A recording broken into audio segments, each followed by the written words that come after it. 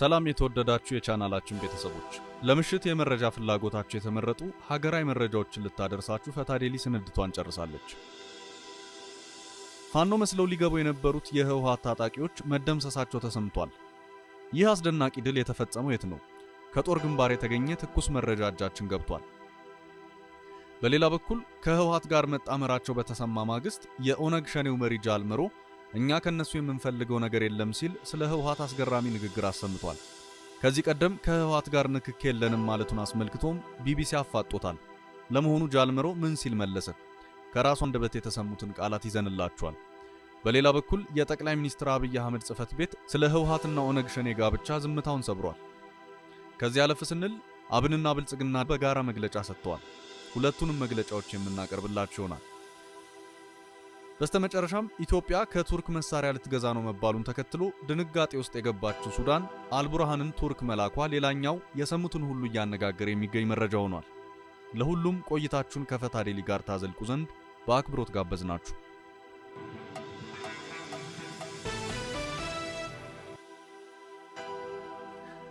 ፋኖ መስለው ሊገቡ የነበሩት የህወሓት ታጣቂዎች ተደመሰሱ።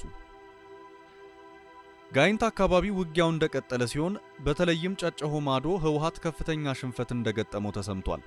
የህወሓት አፈቀላጤ የሆነው ገብረ ጻድቃን ጋይንትን ተቆጣጥረናል በማለት የሰጠውን መግለጫ አስመልክቶ የተጠየቁ አንድ የመከላከያ ምንጭ የህወሓት ደጋፊዎች በሐሰት ፕሮፓጋንዳ የማይዙት ቦታ የለም ብለዋል። ምንጩ አክለውም ገብረ ጻድቃን ሁልጊዜ የድል ዜና እያለ በህወሓት ሚዲያዎች ሲናገር ከሰማችሁ የዛን ቀን ህወሓት በደንብ የተደቆሰ ቀን ነው ማለት ነው ሲሉ ህወሓት የሚሰጠው መግለጫ የእውነታው ተገላቢጦሽ መሆኑን ጠቁመዋል። እኚሁ ምንጭ አክለውም ህወሓቶች ብዙ ታጣቂ የተገደለባቸው ቀን የሐሰት ፕሮፓጋንዳቸውን በርትቶ እንደሚውል አንስተዋል። ጋይንት አቅራቢያ ህወሓት አስጠግቶት የነበረው ታጣቂ እንደተደመሰሰበት የገለጹት ምንጩ ጋይንት በህወሓት ቁጥጥር ስር ነው የሚባለውም ውሸት ነው ብለዋል። ሆኖም 40 የሚሆኑ የህወሓት ታጣቂዎች ፋኖ በመምሰል በተራሮች አቆራርጠው ሳሌ የገቡ ሲሆን 40ውም እዛው ቀርተዋል ያሉት ምንጩ ህብረተሰቡ ፋኖ በመምሰል አልፈው ለመግባት የሚሞክሩ ሰርጎ ገቦችን እንዲለይና እንዲጠነቀቅ ሲሉ ምክራቸውን አስተላልፈዋል። በአሁኑ ሰዓትም በጨጨሆ ማዶ 5 ኪሎ ሜትር ርቀት ላይ የህወሓትን ታጣቂዎች የማሳደድ ሥራ እየተሰራ እንደሆነ ከጠቀሱ በኋላ በዚህ አካባቢ የነበረው የህወሓት ኃይል እየተቆራረጠ የተደመሰሰ ቢሆንም ህወሓት አሁንም ህፃናትን በሲኖትራክ እያመጣ ማሰለፉን ግን እንዳላቆመ ተናግረዋል። ህወሓት 3 ሲኖትራክ ታጣቂ ሲደመሰስበት ሌላ 3 እና 4 የመሶቦ ሲሚንቶ ፋብሪካ ከባድ ተሽከርካሪ ሙሉ ህፃናት እንደሚያመጣና የጥይት ማብረጃ እንደሚያደርጋቸው ገልጸው ህወሓት 2 ሚሊዮን የትግራይ ህዝብን በጦር ሜዳው ገብራለሁ ያለውን እቅዱን እያስፈጸመ ነው ብለዋል። በተመሳሳይ ከሌሎች ምንጮች ያገኘነው መረጃም ዛሬ በጋይንትና በወልዲያ የህወሓት ታጣቂ እጅግ በሚዘገንን ሁኔታ ሲደመሰስ መዋሉን ይነግረናል። እነጌታቸው ረዳ ሐይቅን ወልዲያንና የላይ ጋይንቷን ንፋስ መውጫ ተቆጣጥረናል ቢሉም የተባሉት ታጣቂዎች ግን ሁሉም ማለቃቸው እየተነገረ ነው። ህወሓት እውነትም የትግራይ ህዝብ ጠላት መሆኑን እያስመሰከረ ነው። ይህን ያህል ወጣት እንደ ቅጠል እየረገፈ እነሱ አሁንም በሎም እያሉ ነው። ንፋስ መውጫ በአምባ ማርያም በኩል ገብቶ የነበረው የህወሓት ታጣቂ መሳሪያውን አስረክቦ ፈርጥጧል። ስላሴ ላይ የተከበበው የህወሓት ታጣቂ ግማሹ እጁን ሲሰጥ፣ ገሚሱ በየቆራጣ ገደል ገብቶ አልቋል። የአማራ ልዩ ኃይል 2 መድፍ መማረኩም ተረጋግጧል። በወልዲያ ግንባርም በተመሳሳይ የህወሓት ታጣቂ እንደ ሳር ሲታጨድ ውሏል። እኛ ከነሱ የምንፈልገው ነገር የለም ሲል ጃልመሮ ስለ ህወሓት አስገራሚ ንግግር አሰማ።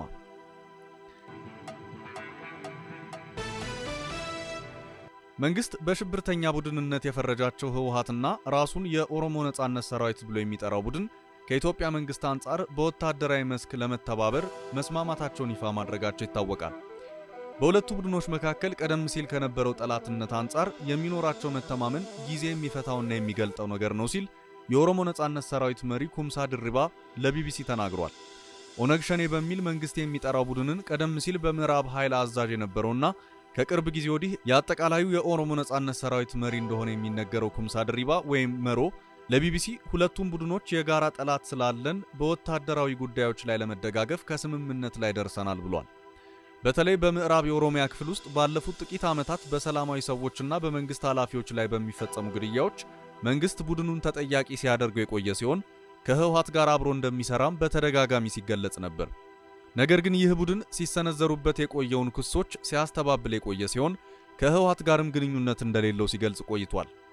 የደርግ መንግስት ከወደቀ በኋላ የሽግግር መንግስት ካቋቋሙት ኃይሎች መካከል አንዱ የነበረው ኦነግ በኢህአዴግ በተፈጸመበት ፖለቲካዊና ወታደራዊ ጫና ከፖለቲካዊ መድረኩ ተገፍቶ በመውጣት መሪዎቹ ለበርካታ ዓመታት በስደት ሆነው የትጥቅ እንቅስቃሴ ሲያደርግ መቆየቱ ይታወሳል። ኩምሳ ድሪባም ቡድኑ ቀደም ሲል ከህወሓት ጋር ስለነበረው ግንኙነት ለቢቢሲ ሲናገር የኦሮሞ ህዝብ ከህወሓት ጋር የነበረው ግንኙነት ግልጽ ነው። ህወሓት በስልጣን ላይ በነበረበት ወቅት ከፍተኛ መስዋዕትነት ህዝቡ ከፍሏል ብሏል። ነገር ግን በተከፈለው መስዋዕትነት ህወሓት ከስልጣን ተወግዶ ለውጥ ከመጣ በኋላም ታይቶ በማይታወቅ አይነት ሌላ የከፋ መስዋዕትነት የሚያስከፍልና ማንነቱን ዝቅ የሚያደርግ ሁኔታ ገጥሞታል ሲል ተናግሯል። በዚህ ምክንያት ነው የሚመራው የኦሮሞ ነጻነት ሰራዊት ከህወሓት ጋር በወታደራዊ መስክ በትብብር ለመስራት ከስምምነት መድረሱን አመልክቷል። ኩምሳ ድሪባ የሚመራው ኃይል ከህወሓት በመቀናጀት ጥቃቶችን እንደሚፈጽምና የተለያዩ ድጋፎችን ያገኛል መባሉንም አስመልክቶ ቢቢሲ ከአንድ ዓመት በፊት ጠይቆት በሰጠው ምላሽ ይህንኑ አስተባብሎ ነበር። በወቅቱም የኦሮሞን ህዝብ ትክል ከሚደግፉ ማናቸውም አካላት ጋር አብረን ልንሰራ እንችላለን፣ ይህ መብታችን ነው፣ ለምን ሰይጣን አይሆንም? ኦሮሞን ነፃ የሚያወጣ ከሆነ አብረነው ልንሰራ እንችላለን። ይሁን እንጂ እንደሚባለው ከህወሓት ጋር አብረን ልንሰራ አንችልም፣ ብዙ ጠባሳ ስላለብን ከህወሓት ጋር ፈጽሞ ልንሰራ አንችልም ብሎ ነበር። የቡድኑን የአቋም ለውጥ በተመለከተም እዚህ ውሳኔ ላይ መድረስ ቀላል አልነበረም። የኦሮሞ ህዝብ ቁስል አለው። ስለዚህም ጊዜ ወስደን ተወያይተንበት ችግር መፍታት በሚችል መልኩና የኦሮሞ ህዝብን ጥቅም በማያስነካ ሁኔታ ከህወሓት ጋር ያለንን የጋራ ጠላት ለመጣል በወታደራዊ ጉዳዮች ላይ አብሮ ለመስራት ተስማምተናል ብለዋል። በተለያዩ ጊዜያት ቡድኑ ከህወሓት ጋር የቀረበ ግንኙነት እንዳለው በመንግስት በኩል ሲነሳ የቆየ ሲሆን በተለይ በምዕራብ ኦሮሚያ ውስጥ በተደጋጋሚ በሰላማዊ ነዋሪዎች ላይ ከተፈጸሙ ጥቃቶች ጋር በተያያዘ ሁለቱ ቡድኖችን መንግስት ተጠያቂ ሲያደርግ ነበር። ይህንንም በተመለከተ የተጠየቀው ኩምሳ ድሪባ ቡድኑ ከዚህ በፊት ከህወሓት ጋር ምንም አይነት ግንኙነት እንዳልነበረው ተናግሮ አሁንም ከነሱ ምንም የሚፈልገው ድጋፍ የለም፣ ወደፊትም ሊኖር አይችልም ብሏል። ነገር ግን ፖለቲካ ውስጥ ጨዋታ አለ። ፖለቲካ ውስጥ ቂም የማይቋጠርበት ጊዜ አለ። ቋሚ ጠላትም ሆነ ወዳጅ የለንም። ጊዜውን ማየትና ከጊዜው ጋር መራመድ ይጠይቃል በማለት አሁን ከህወሓት ጋር ለመተባበር የደረሱትን ስምምነት መነሻ ገልጿል። በዚህ ሁኔታ በሁለቱ ቡድኖች መካከል ምን ያህል መተማመን ሊኖር ይችላል የሚል ጥያቄ ከቢቢሲ ጥያቄ የቀረበለት የኦሮሞ ነጻነት ሰራዊት መሪ መሮ ይህ ጊዜ የሚፈታውና የሚገልጸው ነገር ነው ብሏል። ጨምሮም አሁን ያለው ጊዜ በህወሓትና በኦነግ መካከል መካረርና ጠላትነት ውስጥ ከተገባበት 1980ዎቹ ሁኔታ ጋር ተመሳሳይ ሊሆንም ላይሆንም ይችላል የሚለው ኩምሳ አሁን ያለው የኦሮሞ ህዝብ የፖለቲካ ንቃት በዚያ ወቅት ከነበረው ይለያል። ህወሓትም እያደረገ ያለው ትግል ከዚያ ጊዜ የተለያየ ነው ሲል ጠቅሷል። ስለዚህ የሁለቱም ቡድኖች ትብብርና ግንኙነት ጊዜ የሚፈታው ነገር ቢሆንም አሁን ያለውን የፖለቲካ ሁኔታ ከሩቅ ሆኖ ከማየት ተቀራርበን ብንሰራ ብለን ነው የወሰንነው ሲል ተናግሯል። ስምምነታችን ወታደራዊ ነው። እነሱ ትግራይ ውስጥ እኛ ኦሮሚያ ውስጥ በመሆን ለመተባበር ነው የተስማማ ነው የሚለው ኩምሳ ሁለቱ ቡድኖች በአሁኑ ወቅት ደረስን ያሉ ስምምነት ላይ ለመድረስ ለአንድ ወር ያህል ሲነጋገሩ መቆየታቸውን የገለጸ ሲሆን ይህ ወታደራዊ ትብብር ወደፊት ወደ ፖለቲካዊ አጋርነት እንዲያድግ ውይይት እየተደረገ መሆኑንም አመልክቷል። ወታደራዊ ስምምነት ምን እንደሚያካትት በዝርዝር ያልተገለጸ ሲሆን ከዚህ በፊት መንግስት ህወሓት ኦነግ ሸኔን በስልጠናና በመሳሪያ አግዟል የሚለውን በተመለከተም ይህ ውሸት ነው፣ ዛሬ ራሱ ከተባለው ደረጃ ላይ አልደረስንም በማለት አስተባብሏል። ያሉ ጥያቄዎችንና ችግሮችን በሰላማዊ ንግግር መድረክ ለመፍታት ቡድኑ ያለውን ፍላጎት በተመለከተ የተጠየቀው ኩምሳ ድሪባ የኦሮሞን ህዝብ ጥቅም በሚያስከብር መልኩ የሚደረግ ሰላማዊ ንግግርን እንቀበላለን፣ ነገር ግን ጊዜው ያለፈበት ይመስላል፣ መንግስትም ለዚህ ፍላጎት ያለው አይመስለኝም ብሏል። በተለያዩ የኦሮሚያ አካባቢዎች እናደርገዋለን የሚሉት ወታደራዊ እንቅስቃሴ ቀጣይ ግብን በተመለከተም የኦሮሞ ህዝብ ከጭቆና ወጥቶ የራሱን ዕጣ ፈንታ እንዲወስን ለማድረግ መሆኑን ገልጿል። ከሮይተርስ ዜና ወኪል ጋር በሳተላይት ስልክ የተነጋገሩት የህወሓት ሊቀመንበር ዶክተር ደብረጽዮን ገብረ ሚካኤል ከቡድኑ ጋር ንግግር እየተደረገ መሆኑን ቢያረጋግጥም ተጨማሪ ዝርዝር ከመስጠት ተቆጥቧል። የህወሓት ቃል አቀባይ ጌታቸው ረዳም እንዲሁ አንዳች አይነት ስምምነት ላይ ለመድረስ ስራዎች እየተሰሩ ነበር ሲል ለሮይተርስ ተናግሯል። ጨምሮም በኢትዮጵያ ወደፊት ዕጣ ፈንታ ላይ ድርሻ ካላቸው ወገኖች ጋር በጋራ መስራት ምንም አዲስ ነገር የለውም ሲሉ ተናግረዋል። የጠቅላይ ሚኒስትሩ ቃል አቀባይ ቢለኔ ስዩም ሁለቱም ቡድኖች በተመለከተ በኢሜይል በሰጡት ምላሽ ህወሓትና የኦሮሞ ነጻነት ሰራዊት በሀገሪቱ ፓርላማ ሽብርተኛ ድርጅቶች መሆናቸውን ከመጥቀስ ውጪ ዝርዝር ነገር እንዳልሰጡት ሮይተርስ በዘገባው አመልክቷል። ሁለቱ ቡድኖች በተለያዩ ስፍራዎች ከተፈጸሙ ጥቃቶች፣ በሰሜኑ የሀገሪቱ ክፍል እየተካሄደ ካለው ጦርነት ጋር በተያያዘ በመንግስት ክስ ሲቀርብባቸው የቆዩ ሲሆን በሚያዝያ ወር ማብቂያ ላይ የህዝብ ተወካዮች ምክር ቤት ሽብርተኛ ድርጅቶች ብሎ እንደሰየማቸው አይዘነጋም። ይህ የህወሓትና የኦሮሞ ነጻነት ሰራዊት ወታደራዊ ስምምነት መደረሱ ይፋ ከተደረገ በኋላ በማህበራዊ ትስስር መድረኮች ድጋፍና ተቃውሞዎች እየተሰሙ ነው። ህወሓት ከ3 ዓመት በፊት የተካሄደውን ህዝባዊ ተቃውሞ ተከትሎ በኢህአዴግ ውስጥ በተካሄደ የለውጥ ሂደት ከማዕከላዊ መንግስት ውስጥ የነበረውን ቁልፍ ሚና በማጣት መቀመጫውን ትግራይ አድርጎ ቆይቶ ከፌዴራል መንግስት ጋር ወደ ደም አፋሳሽ ጦርነት ውስጥ ገብቷል። ይህ በእንዲህ እንዳለ ታዲያ መንግስት የህወሓትና ሸኔ ጋብቻ አዲስ አይደለም ሲል ስለ ጥምረቱ ዝምታውን ሰብሯል። ህወሓትና ሸኔ ኢትዮጵያን ለማፍረስ በጋራ ሲሰሩ የቆዩ የሽብር ቡድኖች ናቸው፣ ጋብቻቸውም አዲስ ጉዳይ አይደለም ሲል የጠቅላይ ሚኒስትር ጽህፈት ቤት ገለጸ። በጠቅላይ ሚኒስትር ጽህፈት ቤት ፕሬስ ሴክሬታሪያት የውጭ ቋንቋዎችና ዲጂታል ሚዲያ ኃላፊ ቢለኔ ስዩም ወቅታዊ ሀገራዊ ጉዳይን በተመለከተ በኢትዮጵያ ለሚገኙ የውጭ ሚዲያዎች መግለጫ ሰጥተዋል። ኃላፊዋ በመግለጫቸው አሸባሪው የህወሓት ቡድን በተለይ በኦሮሚያ አካባቢ ሸኔን በመጠቀም የሽብር ስራውን ሲያከናውን መቆየቱን አስታውሰዋል። መንግስት ሁለቱ ቡድኖች ሀገር ለማፍረስ በጋራ እየሰሩ መሆኑን በተጨባጭ መረጃ በመገንዘብ በአሸባሪነት ፈርጀዋቸዋል ብለዋል። ከዚህ አንጻር በቅርቡ ሁለቱ የሽብር ቡድኖች ጋብቻ መፈጸማቸውን ማወጃቸው አዲስ ጉዳይ አለመሆኑን ጠቅሰው የሽብር ቡድኖቹ ሀገር ለማፍረስ በጋራ እንደሚሰሩ በግልጽ ያረጋገጡበት ሆኗል ብለዋል። መንግስት ሁለቱን የሽብር ቡድኖች በሚመለከት ያለውን ምልከታ ትክክለኝነት ለዓለም አቀፉ ማህበረሰብ ያረጋገጠ ክስተት መሆኑንም ጨምረው ገልጸዋል። አሸባሪ ቡድኖቹ ቆምኩለት የሚሉትን ህዝብ በመግደልና በማሰቃየት እንደሚታወቁ አስታውሰው የፈጠሩት ጋብቻም የትግራይና የኦሮሞ ህዝቦችን እንደማይወክል አረጋግጠዋል። በተጨማሪ አሸባሪው ህወሓት ኢትዮጵያን ሲመራ በቆየባቸው ጊዜያት ኦነግ ናችሁ በሚል ሰበብ በኦሮሞ ወጣቶች ላይ አሰቃቂ ግድያ፣ ድብደባና ግፍ ሲፈጽም መቆየቱን አስታውሰዋል።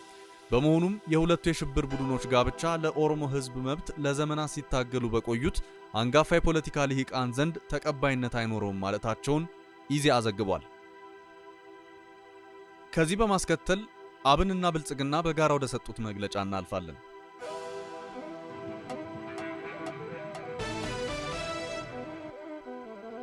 በወቅታዊ ጉዳዮች ላይ አማራ ብልጽግና ፓርቲ፣ አማራ ብሔራዊ ንቅናቄ አብን እንዲሁም የአማራ ዲሞክራሲያዊ ኃይሎች ንቅናቄ አዴሃን ተከታዩን መግለጫ ሰጥተዋል። ለውድ ኢትዮጵያውያን ወገኖቻችን፣ ለተከበርከው የአማራ ህዝብ፣ አሸባሪውና ከሃዲው ትህነግ ህወሓት ለ3 አስርት ዓመታት ኢትዮጵያን እንደ ልቡ ሲዘርፍና ሲያደማ መኖሩ ሳይበቃው የክህደት መጨረሻውን ያሳየበትና በጥቅምት 24 ቀን 2013 ዓ.ም በሀገር መከላከያ ሰራዊት ላይ የፈጸመው ታሪክ ይቅር የማይለው ግፍ የመላው ኢትዮጵያውያን ልብ መስበሩን እናስታውሳለን። ይህ በእብሪት የተወጠረው አሸባሪ ቡድን ያለፈ በደሉ ሳያንሰው በድጋሚ ሀገራችንን ወደ ብጥብጥ፣ ደም መፋሰስና መበታተን ለመውሰድ ግልጽ ያጥፍቶ መጥፋት ጦርነት ከፍቷል። የፌዴራል መንግስቱ ያወጀውን የተናጠለ የተኩስ አቁም ከመጤፍ ሳይቆጥር የአማራና አፋር ክልሎችን በመውረር ንጹሃንን እየገደለ፣ ሴቶችን እየደፈረ፣ ንብረት እየዘረፈና እያቃጠለ ይገኛል። ቁጥራቸው ከ300 ሺህ በላይ ዜጎችን ከቀያቸው እንዲፈናቀሉና እንዲሰደዱ አድርጓል። አረመኔው ትህነግ ከሰሞኑ በአፋር ክልል በጋሊኮማ ጊዜያዊ መጠለያ በንጹሃን አርብቶ አደሮች ላይ ባደረሰው ጥቃት ከ270 በላይ ህፃናት፣ ሴቶችና አረጋውያንን መጨፍጨፉ የጭካኔውንና የጠላትነቱን ልክ ያሳየ ተግባር ነው። በዚህ ረገድ የአፋር ክልል መንግስት የጥቃቱን ሰለባዎች ለማሰብ ያወጣውን የሐዘን አዋጅ ተገቢና የእኛም ሐዘን መሆኑን ለመግለጽ እንወዳለን። በአሁኑ ወቅት ኢትዮጵያን አፈራርሳለሁ፣ በአማራ ህዝብ ላይ ሂሳብ አወራርዳለሁ ብሎ የተነሳውን የትህነግ እኩይ ኃይል የሀገር መከላከያ ሰራዊት፣ የክልል ልዩ ኃይሎችና ህዝባዊ ሚሊሻዎች እንዲሁም መላው ኢትዮጵያ ህዝብ ከዳር እዳር እየተፋለመውና በተባበረ ክንዱ እየደቆሰ ይገኛል። የኢትዮጵያ መንግስትም ይህን ከታሪክም ከነባራዊ ሁኔታም በፍጹም ሊማርና ሊጸጸት የማይችል አረመኔ አሸባሪ ቡድን ለአንዴና ለመጨረሻ ጊዜ ለመደምሰስና በሀገሪቱ ሰላምና መረጋጋትን ለመመለስ ሲል ነሐሴ 4 ቀን 2013 ዓ.ም የተናጠል ተኩስ አቁም ውሳኔውን ማንሳቱ እጅግ ወቅታዊና ተገቢ እርምጃ መሆኑን እናምናለን። መንግስት ኢትዮጵያን ለማዳን እዘምታለሁ የትም መቼም በማንም በሚል መሪ ቃል ያቀረበውን ሀገራዊ ጥሪና የአማራ ክልልን የክተት አዋጅ በመደገፍ ለተነሳችሁና የትህነግን የክህደት ጦርነት ለመመከት አስፈላጊውን ሁሉ መስዋዕትነት ለመክፈል ፈጣን ምላሽ ለሰጣችሁ መላው ኢትዮጵያውያን፣ መላው የአማራ ወጣቶች፣ ሴቶች፣ ምሁራን፣ ባለሀብቶችና ልዩ ልዩ የህብረተሰብ ክፍሎች ልባዊ አድናቆታችንንና ምስጋናችንን እናቀርብላችኋለን። አሁንም እኛ ለአማራ ህዝብ ፍትህና ነጻነት የምንታገል የፖለቲካ ፓርቲዎች ትህነግ እንደ ህዝብ ያወጀብንን ሂሳብ የማወራረድ ዘመቻ የፖለቲካ፣ የእምነት፣ የዕድሜ፣ የጾታና ማናቸውንም ልዩነት ሳይገድበን እንደ ህዝብ በአንድነት ቆመን እንድንመክት ለመላው አማራ ህዝብ ጥሪ እናቀርባለን። በዚህ ረገድ የድርጅቶቻችንን አባላትና ደጋፊዎች በህዝባችንና በሀገራችን ላይ የተቃጣውን የህልውና አደጋ ለመቀልበስ በሚደረገው ፍትሃዊ ጦርነት የተጠየቀውን ሁሉ መስዋዕትነት ለመክፈል በፍጹም አንድነትና ቁርጠኝነት በግንባር ቀደምትነት እንድትሰለፉ ጥሪያችንን እናስተላልፋለን። አሸባሪነት ይቀበራል፣ ኢትዮጵያዊነት ይለመልማል። ድል ለኢትዮጵያ ህዝብ፣ ድል ለአማራ ህዝብ። የፓርቲዎቹ መግለጫ ጠቅለል ሲደረግ ህወሓት የመላው ኢትዮጵያውያን ጠላት በመሆኑ ሁሉም ሊታገላት ይገባል፣ እየታገለውም ይገኛል የሚል ነው። ይህችን ሐሳብ ይበልጥ የምታጎላ ቅመም የሆነች ታሪክ ጣል አድርገን እንለፍ። በአንድ የሀገራችን ክፍል አንዲት ቀውስ ነበረች አሉ። በጠዋት ተነስታ ተናግረናል ቤት ይቃጠላል ብለናል፣ ተናግረናል ቤት ይቃጠላል ብለናል እያለች ትለፈልፍ ነበር። ሰው ቀውስ ናት ብሎ ነገር ያላላትም። ዕለቱ የገበያ ነበርና በሁኔታዋ እየሳቀ የአካባቢው ሰው ብዙም ቁብ ሳይሰጣት ወደ ገበያ ወጣ። ሰው አረፋፍዶ ከገበያ ሲመለስ እውነትም አካባቢው በሳት እየጋየ ነው። ቀውሷ አሁንም ትለፈልፋለች። ተናግረናል ቤት ይቃጠላል ብለናል ትላለች። አንዱ በድንጋጤ ከየት የመጣ እሳት ነው ብሎ ቢጠይቃት በግድ የለሽነት እኔው ነኝ ያቃጠልኩት፣ ድሮም ተናግሬ ነበር እኮ አልሰማላችሁኝ እንጂ ብላ መለሰች። ይህች እብድ ያቀጣጠለችው አንድ ሰፈር ሙሉ ተያይዘውና ተቀራርበው የተሳሰሩ ሳር ጎጆ ቤቶችን ነበር። እና የሰፈሩ ሰዎች እጅና እግሯን አስረው እንዴት ይህንን ሁሉ ቤት ታቃጥያለሽ እያሉ ሲደበድቧት እኔ ያቃጠልኩት አንዱን ነው ሌላው ወዶ ነው ብላ መለሰች ይባላል። የፓርቲዎች መግለጫም ታሪኩም የሚያስረዱን ዛሬ አማራው ላይ ሂሳብ አወራርዳለሁ ባዩ ህወሓት ነገ ለሌሎቻችንም አይመለስም የሚል ነው። ኢትዮጵያ ከቱርክ መሳሪያ ልትገዛ ነው መባሉን ተከትሎ አልቡርሃን ቱርክ ገቡ።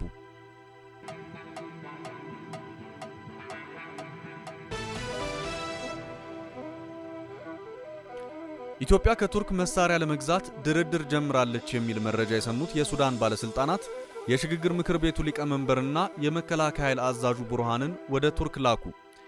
የአልዓለሚው ጋዜጠኛ ካሊድ ሙሳ ሱዳን ኢትዮጵያ ከቱርክ መሳሪያ ለመግዛት ድርድር መጀመሯ ስጋት ፈጥሮባታል፣ በዚህ ጉዳይ ላይ ከቱርክ መንግስት ጋር ለመምከር መሄዳችን አይቀርም አሉኝ ብሎ አንድ የሱዳን ባለስልጣናት ሰጡኝ ያለውን መረጃ የጻፈው ከ3 ቀን በፊት ነው። በተባለው መሰረት ዛሬ ጀነራል ቡርሃን ወደ ቱርክ መሄዱን የሀገሪቱ ሚዲያዎች ዘግበዋል።